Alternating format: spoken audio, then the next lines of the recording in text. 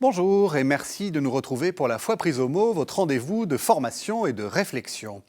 Nous arrivons cette semaine au dernier numéro de notre série d'avant sur les premiers écrits chrétiens, en évoquant un personnage vieux de 19 siècles, mais qui continue à adresser une question d'une brûlante actualité. Mais comment peut-on être chrétien ? Dans la première ligne de sa première apologie, il se présente à nous, il dit « Justin, fils de Priscus, petit-fils de Bachéios, originaire de Flavia Néapolis, cité de Syrie-Palestine. » Flavia Néapolis est l'ancienne Samarie et son nom en latin est à la source de son nom actuel, Néapolis, Naplouse. Son origine palestinienne ne doit pas nous tromper, c'est un homme de culture grecque qui a longtemps cherché sa voie. Comme beaucoup de nos contemporains, il s'est d'abord essayé à plusieurs spiritualités et philosophies, les platoniciens, les stoïciens, les pythagoriciens, on va en reparler. Et il est finalement devenu chrétien. Aussi, quand il s'est agi pour lui de défendre sa religion devant les païens, ce n'est rien de dire qu'il les connaissait bien. Il est donc l'un des premiers apologètes de l'histoire. Pour nous le faire découvrir, deux invités, Bernard Poudron. Bonsoir. Bonsoir. Bernard Poudron, vous êtes professeur émérite à l'université de Tours et membre honoraire de l'Institut universitaire de France. Et puis, vous êtes un peu la cheville ouvrière de ce qui a servi de base, finalement, à notre série d'avant. On va en reparler, ça sera ma première question. Et puis, pour une dernière fois, Guillaume Badi, bonsoir. Bonsoir. Vous nous avez accompagnés pendant toute cette série. Ça va, vous tenez le coup ? Ah, j'en redemande. Guillaume, vous êtes directeur des sources chrétiennes et vous êtes chercheur au CNRS et membre de l'UMR ISOMA. Une dernière fois, c'est quoi une UMR ? Une unité mixte de recherche, c'est-à-dire à la fois recherche CNRS et puis université, en l'occurrence Lyon 2, Lyon 3, l'INS et l'UJM de Saint-Étienne. Alors, premiers écrits chrétiens, que je l'ai dit, vous êtes la cheville ouvrière, vous en avez fait beaucoup dans ce volume. Bernard Poudron, qu'est-ce qui vous a pris ? Vous vous ennuyiez ? Vous ne saviez pas quoi faire ? C'est une idée très ancienne. J'avais vraiment envie de publier un ouvrage rassemblant les écrits des premiers siècles. Et quand j'ai rencontré Jean-Marie Salmito et Vincent Zarini, qui eux-mêmes avaient l'idée d'un volume Pléiade beaucoup plus large sur l'ensemble des pères, j'ai pensé que c'était une bonne occasion. On avait prévu au début 3 volumes, c'est-à-dire un pour les premiers siècles et ainsi de suite, un pour les pères grecs hors ceux du second siècle, et un pour les pères latins, mais disons que Gallimard nous a un peu réduits et nous nous sommes contentés de ce volume-là. C'est vrai que c'est déjà un beau volume de découverte. Il faut dire que, et c'est vraiment une chance qu'on ait ça en français, j'allais dire les Allemands et les Anglais nous l'envient, ça n'existe pas, il n'y a pas d'équivalent.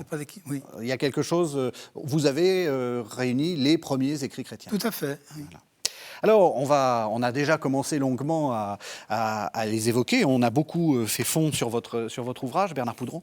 On revient à Justin Martyr. J'ai commencé par cette première phrase. Il est de Néapolis, il vient donc de Naplouse. Oui. Qu'est-ce qu'on sait de lui, en fait ? En fait, on pense qu'il est né au début du second siècle, on n'en est pas sûr.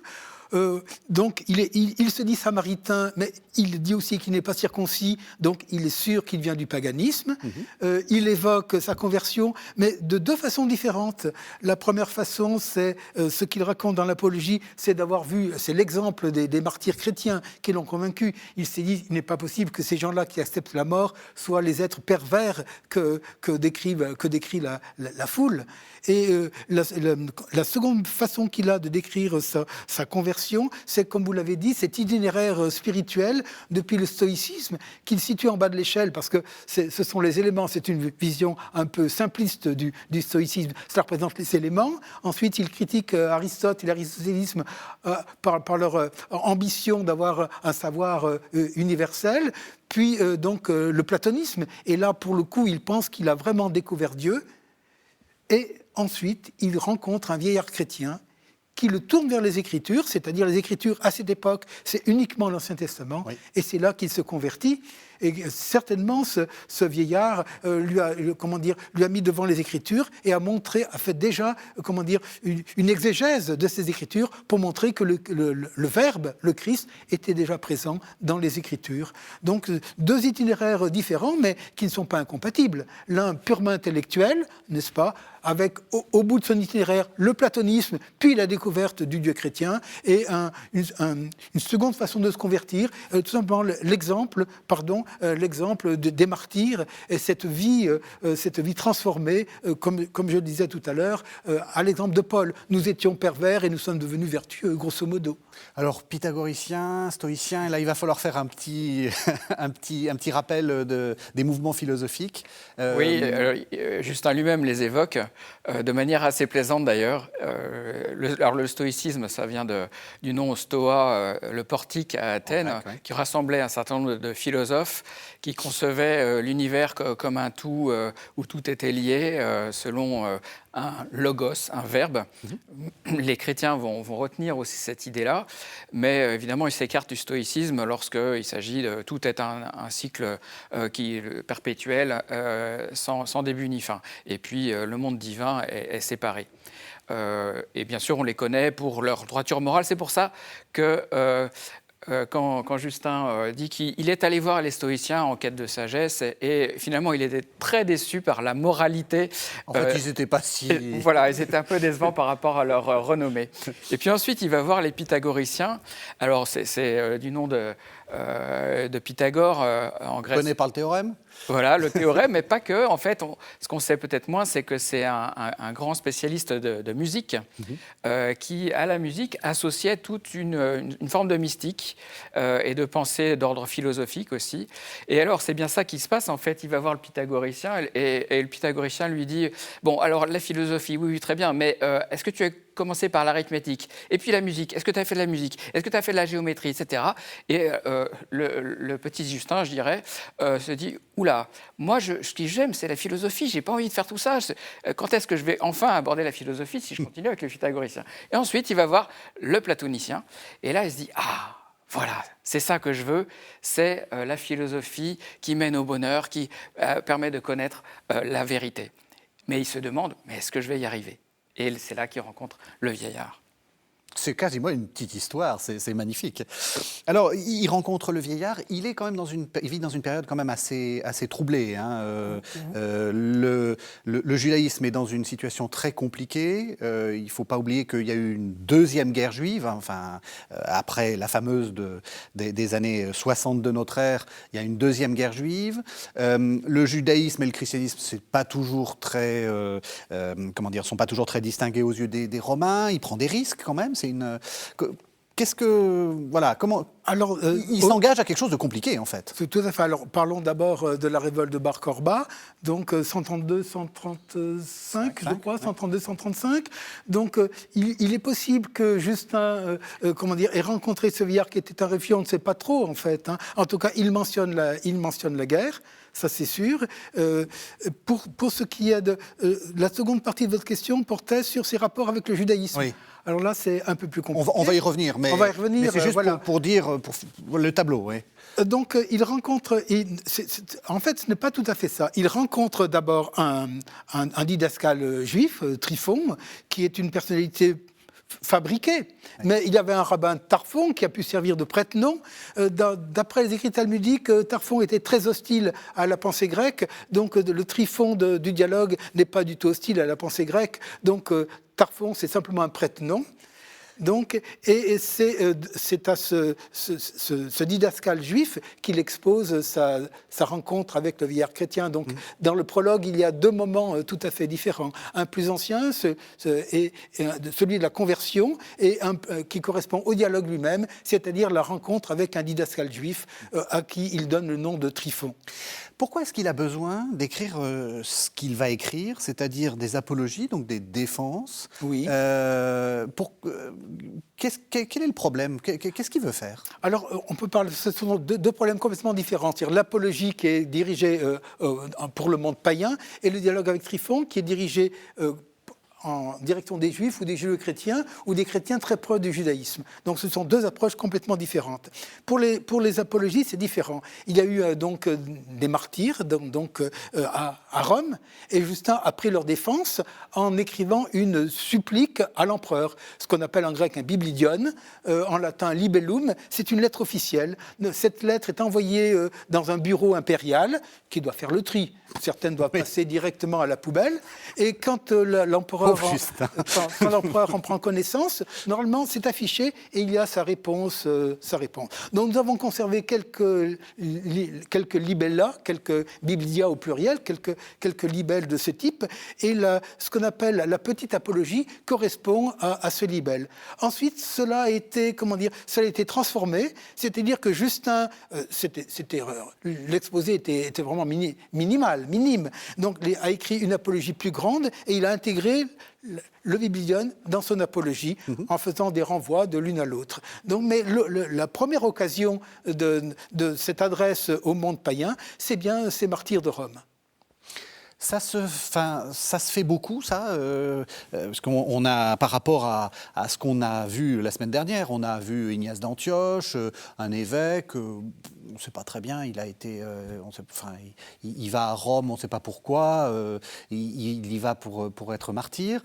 Ça se fait beaucoup d'écrire à l'empereur en disant, mais c'est pas normal, il y a quelque chose qui ne va pas. Alors, il y a eu un prédécesseur de Justin, à savoir Aristide, philosophe d'Athènes, semble-t-il, qui écrit une supplique, une sorte de discours d'ambassade qui est une pièce très importante dans ce qu'on va appeler l'apologétique, la défense du christianisme qui est persécuté par les empereurs romains. De ce point de vue-là, Justin se place tout à fait dans la lignée d'Ignace, de Polycarpe, dont on a parlé, et qui subissent le martyre. Justin lui-même, qui est natif de Naplouse, va à Rome lors de sa vie. Il va revenir, je crois, en Samarie c'est là qu'il écrit, semble-t-il, le dialogue avec Tryphon. Et puis, il revient à Rome et, à son tour, il est martyr. Donc, il y a une continuité très proche avec ces premiers auteurs chrétiens qu'on appelle les pères apostoliques, et c'est aussi pour ça qu'on a tenu à parler aussi de Justin. Oui. C'est intéressant parce qu'on imagine souvent les premiers chrétiens un peu sur un modèle presque résistance clandestine, coup de main, et surtout après on part dans les catacombes. Il va à Rome, il écrit à l'empereur. On disait la semaine dernière que Ignace d'Antioche avait l'air d'être en résidence surveillée, mais pas plus, qu'il y avait des gens qui arrivaient. Ils sont dans quelle situation? Ils ne sont pas dans la clandestinité, tous ces chrétiens? Pas du tout. Non, visiblement, Justin avait une certaine audience dans le milieu chrétien, certainement, à Rome, mais il a aussi un certain culot, il faut bien l'avouer. La façon dont il s'adresse aux empereurs, il les menace en fait du jugement éternel, s'il persiste dans la persécution. Oui, je ne sais pas si ça a très très bien marché, son apologie en termes de résultats.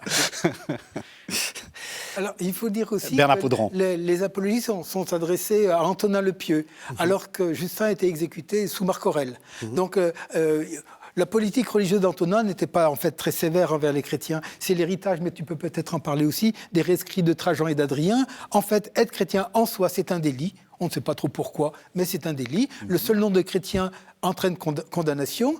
Il est possible que ce soit par référence aux mesures prises par Néron, ce qu'on appellerait l'institutum Neronanum, qui ne serait pas une loi, mais plutôt une procédure. Oui, ou voilà, tout simplement, je n'ose pas dire une habitude. Oui. Donc il est sûr que le simple fait d'être chrétien entraînait la condamnation. Mais en fait, les empereurs, à cette époque, surtout Trajan et Adrien, donc, mettent des barrières. Et il faut bien comprendre qu'ils n'ont pas envie de tuer des milliers de gens, pas à cette époque. Donc en fait, ils établissent une procédure, il faut que les dénonciations soient régulières, traitées devant les tribunaux, et ils découragent plutôt les dénonciations. Voilà. Donc, mais Marc Aurèle, en revanche, apparemment a durci l'attitude de l'Empire envers les chrétiens, peut-être à la suite des malheurs de l'Empire, mais tu peux peut-être en parler. Donc il y a eu pas mal de malheurs. D'abord, il y a eu des guerres contre les Germains, il y a eu des guerres aussi au Moyen-Orient, donc contre les Parthes, je crois, Particus Maximus, je crois qu'un des peu importe. Les titres de l'empereur, c'était... Il y a eu des inondations à Rome, donc en fait les chrétiens ont servi de bouc émissaire auprès, disons, de la populace. Mais dans ces cas-là, les empereurs sont nécessairement un peu démagogues, et dans ce cas-là, n'est-ce pas, on coupe les têtes. Mais je crois que ce sont au sens figuré, c'est-à-dire uniquement les gens qui se manifestent, comme tu le dis. Alors, voilà, je laisse... Juste pour préciser, les gens, là j'avoue que je ne sais pas, mais les gens vérifieront sur Wikipédia ou sur Google. Marc Aurèle, donc c'est les années 130, 160 à peu près. Oui, même 165, qui est entre 163 et 168, pour le martyre de Justin sous Marc Aurèle. Justin aurait écrit une apologie à Marc Aurèle qui n'a pas été conservée et qui a peut-être précipité sa condamnation. Mais ce qui est intéressant aussi, c'est que la première de ces apologies, celle qui comprend les deux parties dont on parlait, est adressée donc à Antonin et à ses fils. Et parmi ses fils, il y a précisément déjà Marc Aurèle. Et l'adresse... Donc, pardon, oui, Antonin, c'est le prédécesseur. Hein. Voilà, tout à fait. Donc, on se trouve plus une dizaine d'années auparavant. Et la façon dont il parle aux empereurs, dès les premières lignes, c'est les rois philosophes. Marc Aurèle est connu comme un philosophe de premier plan, et pourtant il va persécuter de manière assez sanguinaire à un certain moment les chrétiens. Mais il les loue comme amoureux de la culture, etc. Donc il commence quand même gentiment. Et puis pour revenir sur le nom de chrétien que tu évoquais, le seul nom de chrétien suffit à être condamné. Et c'est effectivement ce qui va arriver à Justin plus tard, quand, répondant au magistrat romain, il dit « oui, je suis chrétien ». Mais lui, il dit quoi ? Dans son apologie, vous ne pouvez pas nous condamner pour le seul nom de chrétien. Et il fait un jeu de mots. Il a vraiment du culot. Il fait un jeu de mots en disant mais vous ne pouvez pas nous condamner parce qu'on est chrétien. En grec, le mot christianos est très proche d'un mot qui se prononce Christos ou Chrestos, qui veut dire bon. Donc, vous ne pouvez pas condamner les Boniens parce qu'ils sont bons. Vous voyez, c'est un peu ça le jeu de mots qu'il y a derrière. Bon, c'est un peu facile, mais je pense que là-dessus, il défend bien sûr, d'un point de vue moral. En fait, il expose la doctrine plus tard et les usages. Mais la première chose, c'est la morale. Les chrétiens sont bons, essentiellement. Alors, on est en train lentement d'aller vers les œuvres. Hein. Vous l'avez dit, on l'a compris, il y a deux grands ensembles, deux apologies. Vous nous avez dit que la deuxième, en fait, c'est la première. Enfin, oui, elle était première dans le manuscrit, voilà, tout simplement. C'est l'origine, c'est le libellum, le biblion envoyé à l'empereur. C'est la seule des deux apologies qui porte le nom de biblion. Donc c'est bel et bien un biblion, c'est-à-dire une lettre officielle envoyée à l'empereur, en fait, bien sûr, à ses bureaux, qui font le tri. Voilà. Et ensuite, apparemment, il les a réunis et il les a enrichis aussi. Il faut voir, tu parlais, Guillaume, là je crois qu'on peut se tutoyer puisqu'on se connaît depuis longtemps, tu parlais de l'apologie d'Aricide, mais elle est d'une nature différente, parce qu'en fait, quand on lit l'apologie d'Aricide, on n'imagine pas qu'elle était destinée à l'empereur, parce que l'empereur l'aurait mis immédiatement à la poubelle, et de toute façon, elle ne lui serait jamais arrivée. Donc il y a une différence de nature entre l'apologie d'Aricide et puis la première apologie, qui était vraiment un écrit envoyé officiellement à l'empereur. Mais ensuite, quand Justin a réuni les deux, de fait, comme le disait Guillaume, c'est tout à fait dans la tradition. Donc, apologie pour l'empereur, et puis le dialogue avec Tryphon, qui est un dialogue avec les Juifs. Alors, l'apologie, on l'a déjà senti, c'est très agréable à lire, c'est très vivant, il y a plein d'humour, etc. Quels sont les grands thèmes de ces textes ? Alors, je ne sais pas, Guillaume, pas. Donc, il a beaucoup parlé tout au long de ces émissions. Il a beaucoup parlé, c'est vrai. Voilà. On est très heureux de vous avoir, Bernard Poudron. Donc, dans la grande apologie, n'est-ce pas, déjà, il y a, il y a déjà des preuves scripturaires, c'est-à-dire les textes C'est pour ça que c'est difficile d'imaginer que c'est pu figurer dans une pièce officielle envoyée à l'empereur pour défendre les chrétiens. Ouais. Non, vraiment, c'est une argumentation, n'est-ce pas? Il y a beaucoup moins que dans le dialogue avec Tryphon, mais l'argumentation scripturaire est déjà bien présente. Donc, il y a deux parties, comme dans toutes les apologies, une critique, bien sûr, du paganisme, et là, donc, comme le disait Guillaume, n'est-ce pas, juste un critique les mœurs perverses de l'Antiquité, n'est-ce pas, du monde que nous appelons païens, parce qu'à l'époque, le mot n'existe pas. Ils ne s'appelaient pas eux-mêmes païens, voilà, c'est clair. Voilà. Critique, bien entendu, de leur religion. Il est facile de critiquer la religion païenne quand on regarde les mythes des Grecs, qui montrent des dieux qui se livrent à des actes qui sont condamnés dans notre monde humain. Oui, alors du coup, j'ai un peu perdu le fil de ma pensée. Premier point, le critique du monde païen. Et puis, bien sûr, le second point, c'est montrer que, comme le disait Guillaume, que le christianisme est une religion bonne, puisqu'il y a un jeu de mots sur Christos, le Christ, et Christos, qui se prononce à l'époque Christos, comme en grec moderne, hein, donc qui signifie excellent. Donc montrer que le christianisme est supérieur par la morale, supérieur aussi par son approche de Dieu. D'un côté, nous avons des dieux nombreux, sur lesquels les païens ne s'accordent pas, et en plus qui sont immoraux dans les mythes, bien entendu. Et de l'autre côté, n'est-ce pas, nous avons au contraire un Dieu transcendant, mais qui a aussi un fils. Il explique mieux ce qu'est être fils de Dieu, bien sûr, dans le dialogue avec Tryphon que dans l'apologie. Mais il y a déjà dans l'apologie, n'est-ce pas, une interprétation chrétienne des Écritures. La morale, ça c'est important. On sent qu'une des accusations que portaient les Romains, les païens, qui ne s'appelaient pas comme ça évidemment, c'est une religion immorale. Pourquoi est-ce qu'on défend autant la morale ? Alors, en fait, c'est le sujet même qui a motivé l'apologie, à savoir la dénonciation d'un maître chrétien qui s'appelait Ptolémée à Rome.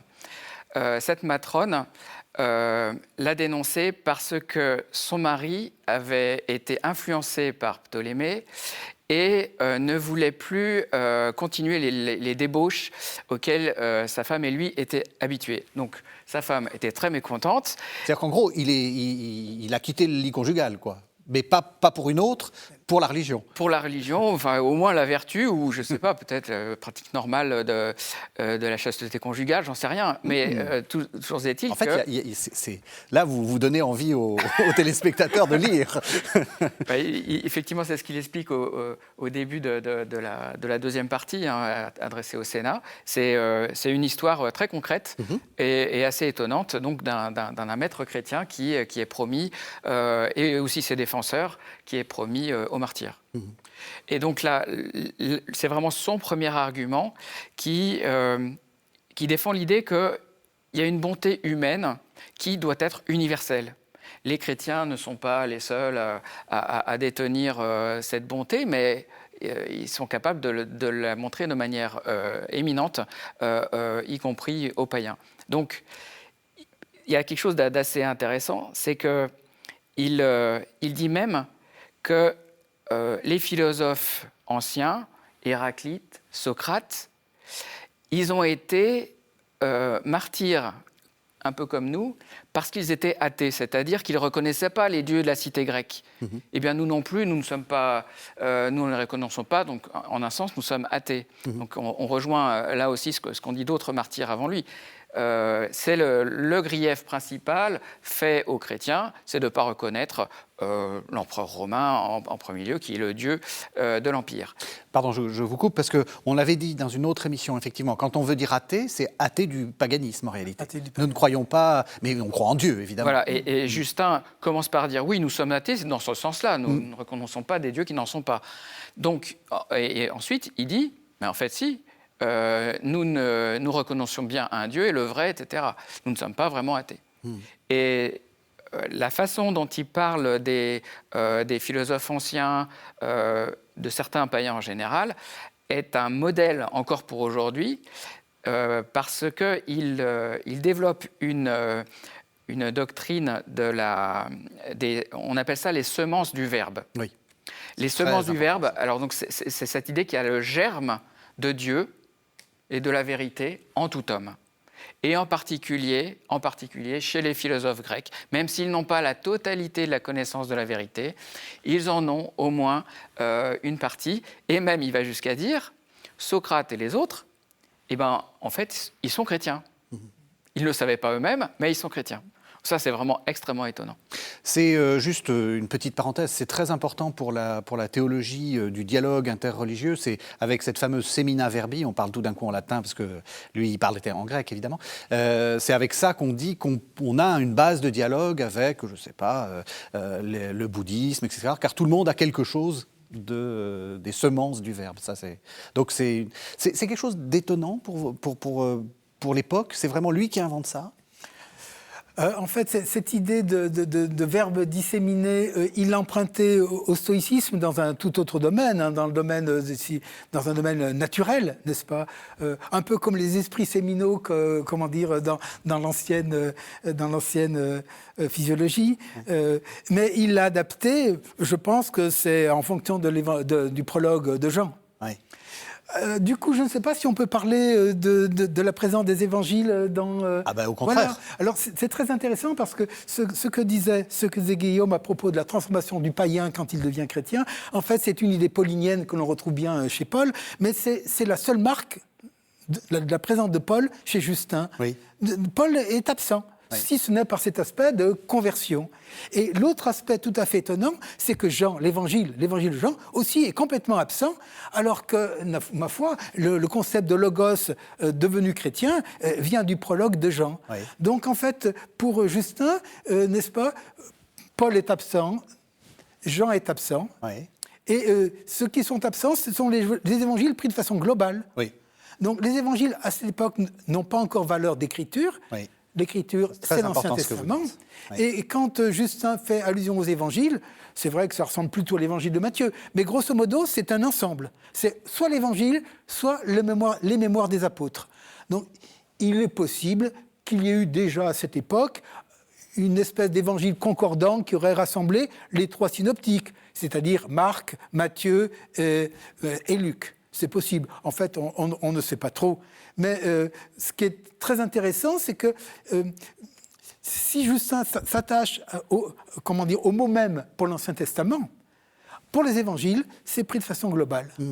Et d'ailleurs, c'est intéressant ce que vous dites, parce que c'est quelque chose dont on avait déjà parlé. C'est un christianisme, finalement, sans évangile, au sens sans petit récit narratif de la vie de Jésus. Il y a très peu. On n'en sait rien. Enfin, oui, tout à fait. Très peu. Ça ne l'intéressait pas ou comme vous dites, pour lui, l'Écriture sainte, c'est le... L'Écriture sainte, c'est sûr, l'Écriture sainte, c'est l'Ancien Testament. Oui. Mais il faut bien comprendre que l'Ancien Testament, enfin la Bible juive traduite en grec, oui. Puisqu'il s'agit de cela, n'est-ce pas ? Il ne la voit qu'à travers des yeux chrétiens. Oui. Il ne la voit pas à travers des yeux de juifs. Oui. Il la voit avec une interprétation qui est une interprétation chrétienne. Oui. Je pense que, Guillaume, tu seras peut-être plus à même de parler de cela que moi. En tout cas, je peux rebondir sur oui. Le fait que Saint Paul est absent. En réalité, oui.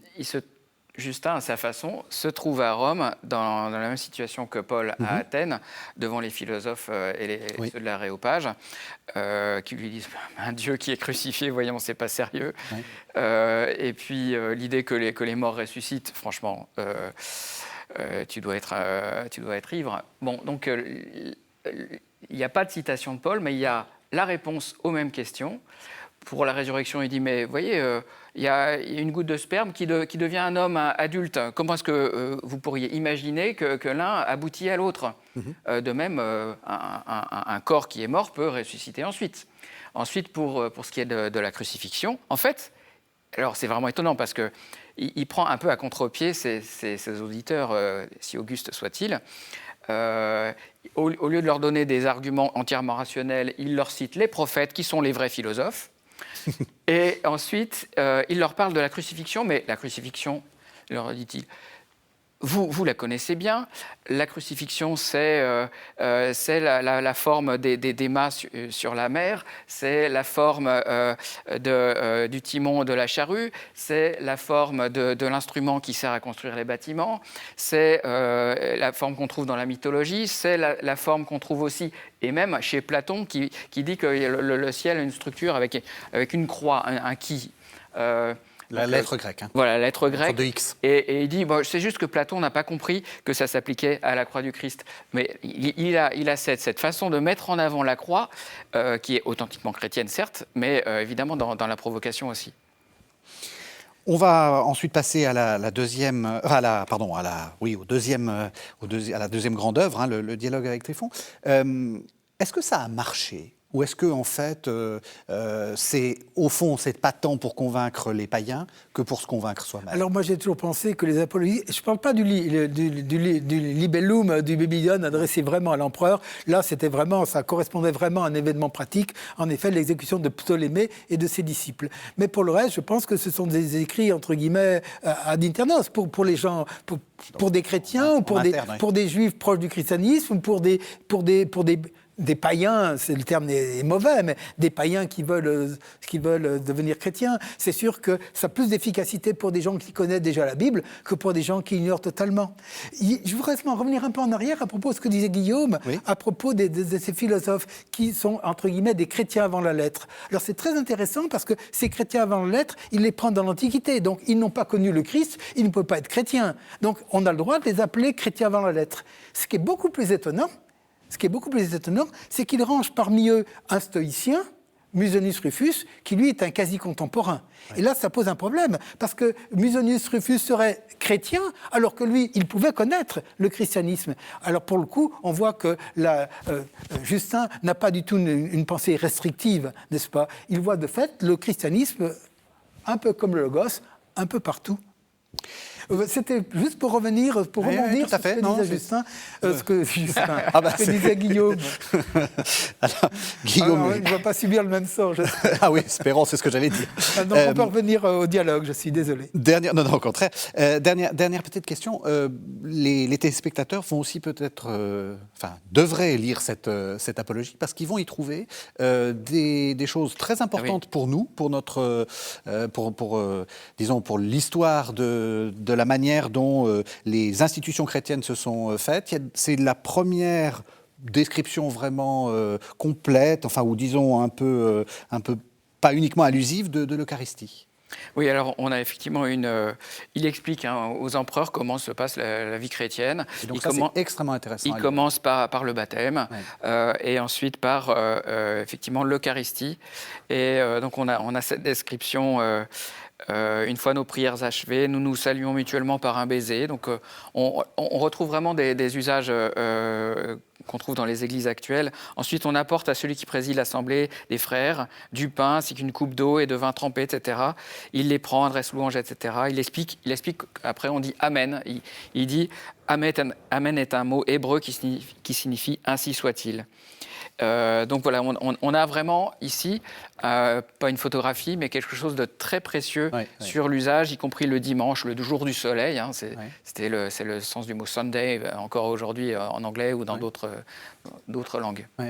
Et d'ailleurs, il faut dire que la liturgie rénovée par Vatican II va se servir de ça. La fameuse procession des offrandes, ça vient directement de là, parce qu'on s'est dit, mais dans les usages anciens, on le faisait, pourquoi on ne le referait pas? Et effectivement, c'est vraiment quelque chose de très utile. Il fait aussi allusion au baptême, tu devrais, puisque on conduit les catéchumènes dans l'eau, etc. Je pense que dans le passage qui précède, je n'ai pas cela exactement, cela figure aussi, il y a une allusion donc à la pratique du baptême. Mmh. Le dialogue avec Tryphon, alors, c'est une autre... c'est tout à fait autre chose. Oui. Ça se présente comment ? Alors, donc, encore une fois, c'est la rencontre avec un didascale juif. Apparemment, il a des responsabilités, puisque c'est lui qui parle au nom du groupe. Donc, peut-être un rabbin, je ne sais pas. En tout cas, quelqu'un qui compte dans le monde juif. Il le rencontre, et donc, ce personnage-là est étonné par l'habit que porte Justin, car il porte l'habit des philosophes grecs, entre guillemets, des philosophes païens. Alors, et là, s'engage la philosophe. Il porte un habit de philosophe pour bien marquer. C'est quoi un habit de philosophe ? Ça ressemble à quoi ? Je ne sais pas, en grec, c'est le tribone, c'est un manteau, c'est-à-dire que les philosophes sont censés ne pas, pour prendre des choses, pour revenir à notre monde moderne, il ne s'agit pas de porter un costume, mais bien de porter la soutane. Toge. Donc on a Ou une l'habit soutane. du philosophe, ce n'est pas l'habit de tout le monde. On reconnaît quelqu'un, sa manière de vivre à la façon dont il porte ce vêtement-là, qui doit être un vêtement plutôt grossier, non? Oui, je crois Certainement. qu'il est plus grossier que la toge, ça c'est certain. Voilà, donc il a reconnu un philosophe. Il a reconnu un philosophe. Donc le dialogue s'engage et ensuite Justin se sent obligé d'expliquer pourquoi il est devenu chrétien. C'est là qu'il raconte les deux modèles de sa conversion, celui qui passe par les différentes écoles philosophiques, ce qui est la formation traditionnelle d'un jeune homme d'un milieu favorisé, disons. Justin ne devait pas appartenir à un milieu misérable. Ce n'est pas possible.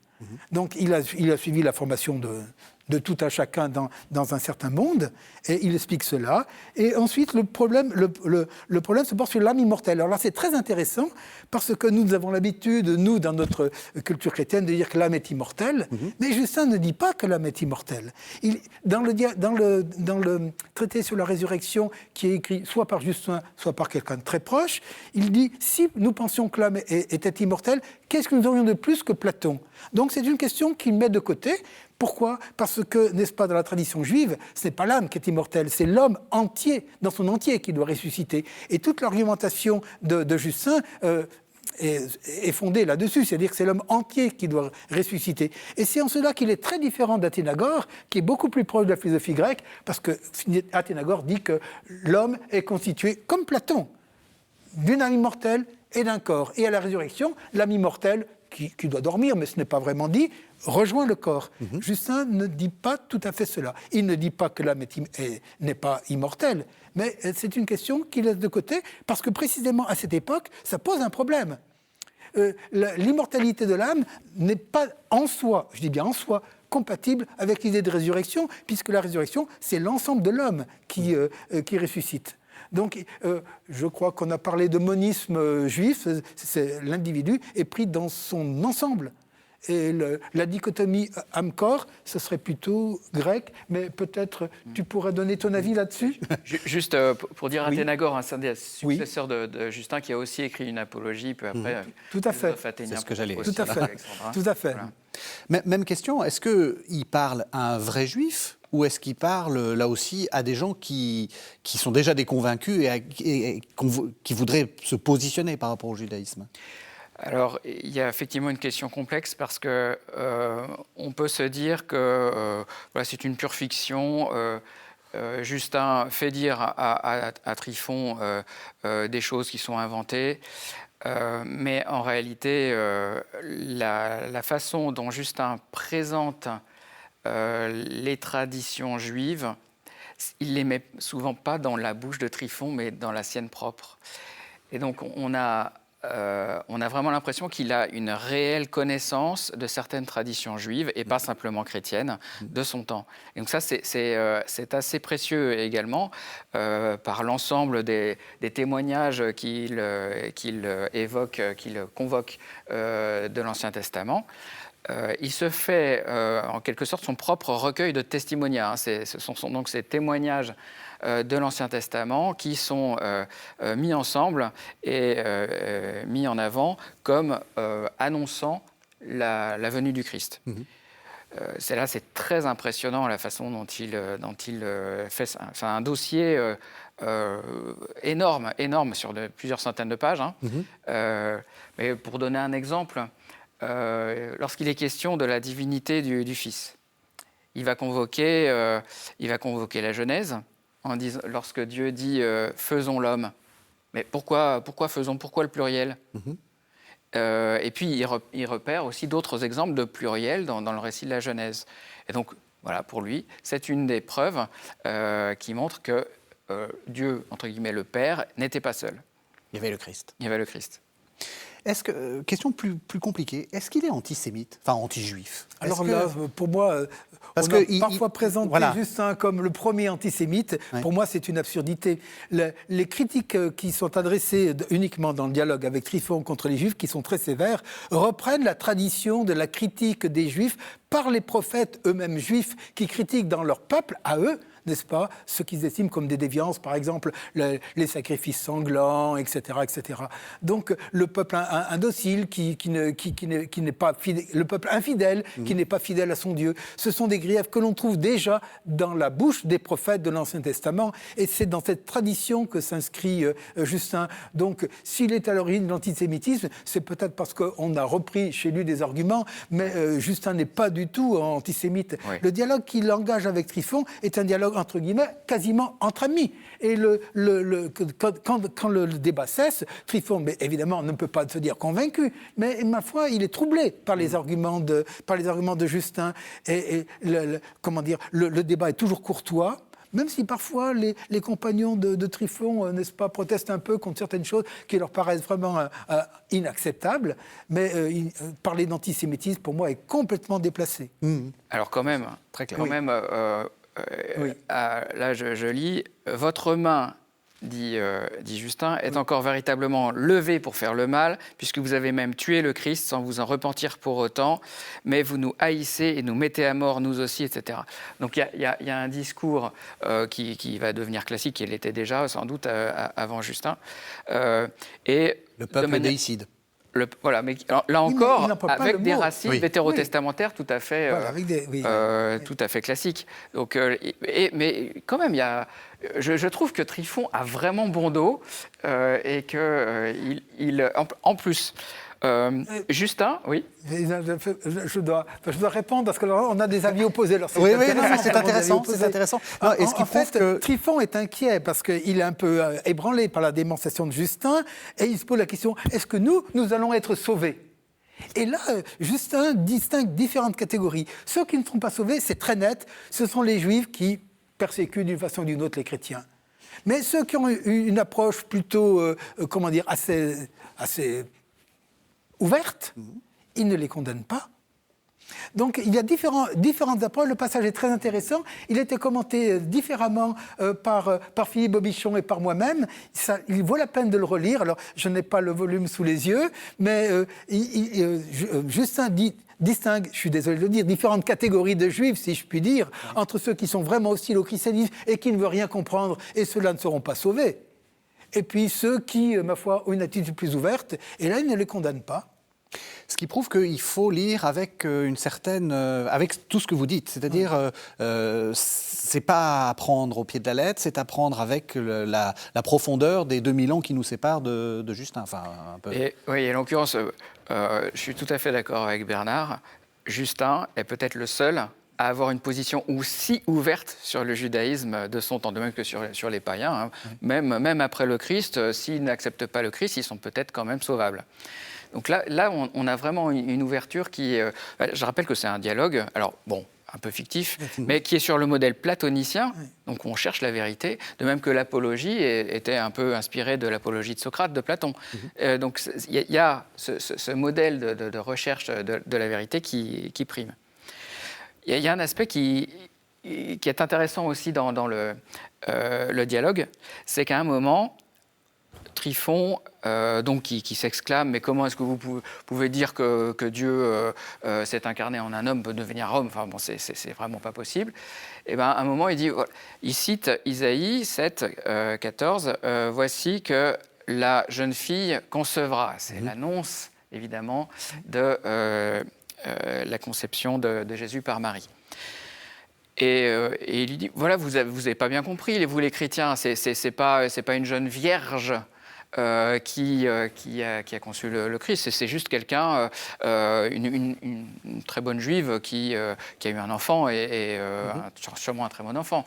Mais à cela, Justin répond, mais le texte que vous me citez, voici que la jeune fille concevra, bien vous avez altéré sciemment le texte.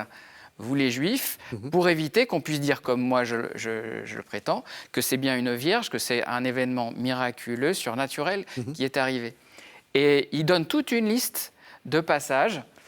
C'est dans sa propre Bible, Justin cite sa propre Bible visiblement, qui a été, selon lui, altérée par les Juifs pour éviter qu'on puisse dire des choses trop favorables aux chrétiens. Et donc là, on a ce témoignage, et de fait, par d'autres canaux, on sait que les Juifs ont dû modifier parfois, ils ont leur propre liste de passages où il faut vraiment modifier la traduction grecque des Écritures.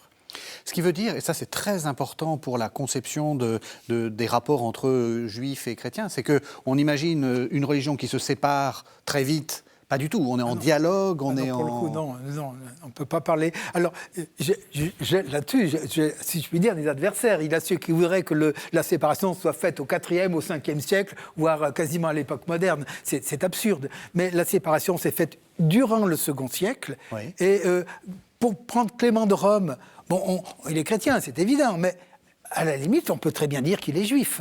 Oui. Dans une tradition, n'est-ce pas, Clément, dans une tradition, hein, je ne sais pas dans quel écrit apocryphe, Clément de Rome, c'est l'ami des Juifs. Oui. Hein. Donc, à cette époque-là, si vous voulez, on peut encore confondre les deux. Ça s'est fait au cours du Second siècle. Je crois qu'à la fin du Second siècle, pour moi, c'est fait.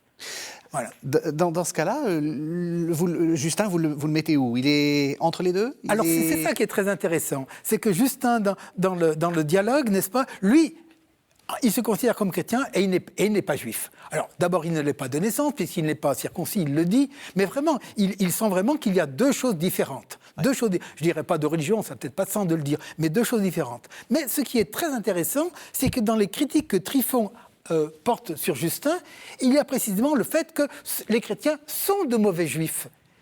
Ils se disent pieux, c'est-à-dire pieux, ça signifie juif, oui. Du point de vue de Tryphon, ils se disent pieux, mais en fait ils ne le sont pas, parce qu'ils ne respectent pas les obligations du judaïsme. Donc en fait, la critique que porte Tryphon envers les chrétiens, outre des dogmes qu'il pense impossibles, tels l'incarnation d'un Dieu, il y a le fait qu'en fait, ils ne respectent pas les obligations de Dieu. Ils se disent pieux et ils ne le sont pas. Mais c'est un point de vue de l'intérieur. Donc Tryphon voit encore les chrétiens comme une forme de secte hérétique. Enfin, c'est Justin qui le présente comme ça. Alors, j'aimerais quand même revenir sur une chose, parce que c'est encore un point sur lequel je ne suis pas d'accord. Ah, alors, vous direz décidément. Que je suis pro-juif. Non, c'est idée que Justin dirait que le peuple juif est déicide. Mais là encore, c'est un argument qu'on trouve dans la tradition juive, c'est-à-dire qu'ils ont tué les justes, ils ont tué les prophètes. Oui. Donc on a ça dans la tradition juive, et en fait, Justin le reporte à propos de Jésus. Donc il n'invente pas un argument, etc. Les Juifs ont tué le juste. Je ne pense pas qu'ils disent il ne dit pas, alors ça c'est sûr même, il ne dit pas qu'ils sont déicides. Oui. Hein. Ils ont tué le juste, voilà. Et ça, c'est dans la tradition de l'Ancien Testament. Alors, bien sûr, il se trouve que le juste est fils de Dieu. Ce n'est pas la même chose que de scier en deux Isaïe, comme on a dans des traditions tardives. Mais c'est quand même dans l'héritage de l'Ancien Testament. Ça permet quand même, pour moi, d'adoucir un peu la chose. Et ça me gêne de présenter Justin, qui est très tolérant, même envers le paganisme, quand il va jusqu'à dire que, ma foi, il y a des auteurs païens qui étaient quasiment des chrétiens avant la lettre, c'est quand même quelque chose assez ouvert. Moi, je dirais une personnalité assez sympathique. Eh bien, écoutez, on arrive à la fin de l'émission, donc ça, je trouve que c'est une bonne conclusion sur Justin. Il faut le lire parce que c'est une personnalité relativement sympathique. Je vais vous donner le mot de la fin. Vous avez, ça fait 4 émissions que nous faisons ensemble. Qu'est-ce qu'il faut retenir de ce long parcours ? C'est, je dirais, avec les apôtres, on avait la naissance de l'Église, avec Jésus et les apôtres, et puis avec les auteurs que nous avons évoqués, on est dans l'enfance. On a vraiment la possibilité de voir l'enfance de l'Église qui grandit malgré les persécutions et les incertitudes. Alors, pour l'enfance, il y a beaucoup de choses à lire. Donc, je rappelle votre opus magnum, hein, ouvrage magnifique, dans la bibliothèque de la Pléiade, Bernard Poudron, premiers écrits chrétiens. Donc, on va en fait jusqu'où ? Vous allez... Alors, en fait, nous avons triché un petit peu, nous sommes allés jusqu'à Tertullien, pour les apologies de Tertullien. Nous sommes à la limite du 2e et du 3e siècle, mais il était dommage de ne pas mettre l'apologie de Tertullien après les apologies grecques. Donc là-dessus, nous avons à peine débordé, disons, nous avons un peu quitté ce qui est vraiment considéré comme la littérature du 2e siècle. Donc nous sommes allés jusqu'à Tertullien, mais pas tout Tertullien. Et de la même façon, nous n'avons pas pu reproduire tout Irénée, parce que cela faisait un demi-volume Pléiade à lui tout seul. Ceux qui veulent découvrir Justin Martyr, la collection Migne, alors c'est pas le vieux Migne du 19e siècle, mais la collection Migne propose des œuvres complètes. Oui, dans la collection Bibliothèque qui est aujourd'hui diffusée par les éditions du Cerf. Donc là, on a les deux apologies et le dialogue. Le dialogue, et puis même un traité qui est attribué à Justin sur la résurrection. Ouais. Un peu de pub pour les sources chrétiennes ? Volontiers. Apologie pour les chrétiens, donc ça, c'est les deux apologies. C'est les deux apologies réunies d'après les avis les plus modernes sur ce texte. Et puis, votre petit dernier, Bernard Poudron, toujours dans Sources chrétiennes. Alors, quelques mots très rapides sur Clément d'Alexandrie. Qui c'est et qu'est-ce que c'est qu'un stromate ? Un stromate, c'est un mélange. En fait, le verbe grec signifie joncher, c'est des choses qui sont peut-être une paillasse, vous voyez, et en fait, le mot s'emploie pour dire un mélange. Ce sont donc des mélanges. Alors, le premier stromate est plus intéressant parce qu'il s'inscrit dans la tradition apologétique.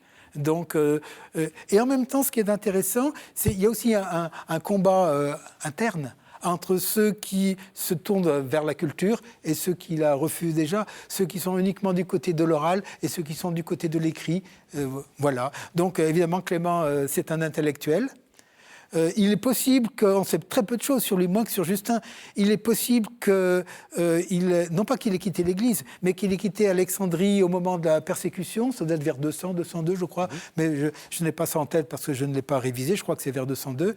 Et c'est peut-être pour cela que quelqu'un comme Origène, qui pourrait être considéré comme son successeur, ne le mentionne jamais. Donc il aurait été considéré comme une forme de déserteur, si vous voulez. En vous écoutant, je trouve que c'est une lecture intéressante après Justin. Enfin, Oui, pour tout à fait. Pour voir un peu le stromate 1, oui. Voilà. Merci à tous les deux. Merci. Alors, on arrive à Noël. Je crois que nous pouvons souhaiter à nos téléspectateurs un joyeux Noël. Donc, joyeux Noël à tous. Puis, joyeux Noël à vous-même. Merci beaucoup. Merci de nous suivre. Merci d'être fidèles à KTO. Vous savez que vous pouvez retrouver cette émission sur le site internet de la chaîne. On se retrouve la semaine prochaine et puis l'année prochaine pour de nouveaux numéros de La Foi prise au mot. Merci à tous et joyeux Noël.